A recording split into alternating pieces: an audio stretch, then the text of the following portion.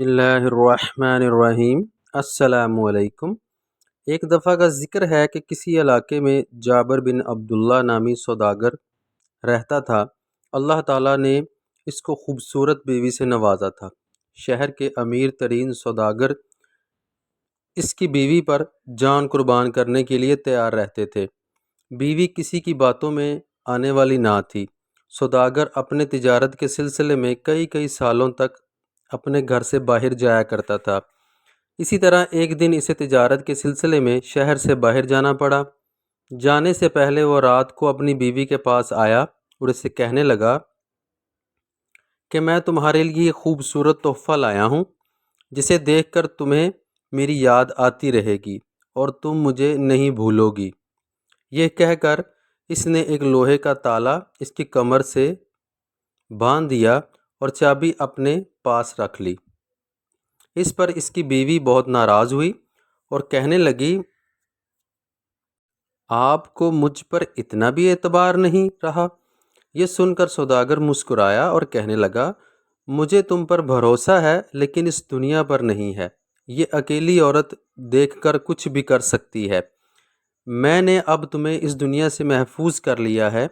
یہ کہہ کر وہ اپنے سفر پر روانہ ہو گیا۔ اس کی بیوی اس تالے کی وجہ سے بہت پریشان اور تکلیف میں تھی۔ وہ کئی دن تک روتی رہی۔ ایک دن اس نے ایک آواز سنی۔ وہ ایک فقیر کی صدا تھی۔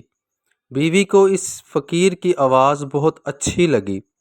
بیوی نے فقیر سے درخواست کی، پھر اپنی صدا بلند کرو۔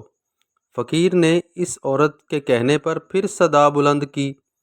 بیوی نے اس فقیر کو کافی پیسے دے کر کہنے لگی کہ تم ہر روز آیا کرو، اپنی پیاری سی آواز میں مجھے کچھ نہ کچھ سنا کر پیسے لے کر چلے جایا کرو۔ فقیر اور بیوی کا یہ سلسلہ کئی دن تک چلتا رہا۔ آہستہ آہستہ فقیر اور بیوی کے دل میں پیار بھر گیا۔ ایک دن فقیر نے تاجر کی بیوی سے جسمانی تعلق قائم کرنا چاہا تو یہ دیکھ کر حیران رہ گیا کہ اس کی کمر کے نیچے زنجیر باندھ کر اس پر تالا لگا ہوا ہے۔ سوداگر کی بیوی نے اسے سارا ماجرا بتایا کہ کیسے اس کے شوہر نے اسے اس تالے میں جکڑ دیا ہے۔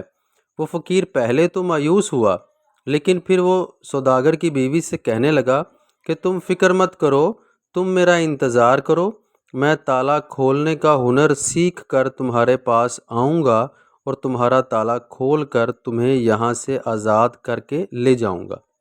یہ بات کر کے فقیر کافی دن تک نظر نہ آیا۔ سوداگر کی بیوی فقیر کی اس میں کئی دن تک دروازے کی طرف دیکھتی رہی۔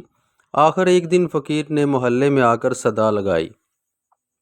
جب سوداگر کی بیوی نے صدا سنی تو بہت خوش ہوئی کہ آج میں اس کمر بند سے آزاد ہو جاؤں گی۔ فقیر گھر کے پاس آ کر بولا، فکر مت کرو، میں تالا کو کھولتا ہوں۔ فقیر نے تالا کھولا اور وہ دونوں ابھی ایک دوسرے کے پاس آئے ہی تھے کہ اچانک دروازے پر دستک ہوئی۔ سوداگر کی بیوی نے فقیر کو چھپا دیا اور دروازہ کھولا تو دیکھا کہ اس کے شوہر کا ایک دوست دروازے پر تھا۔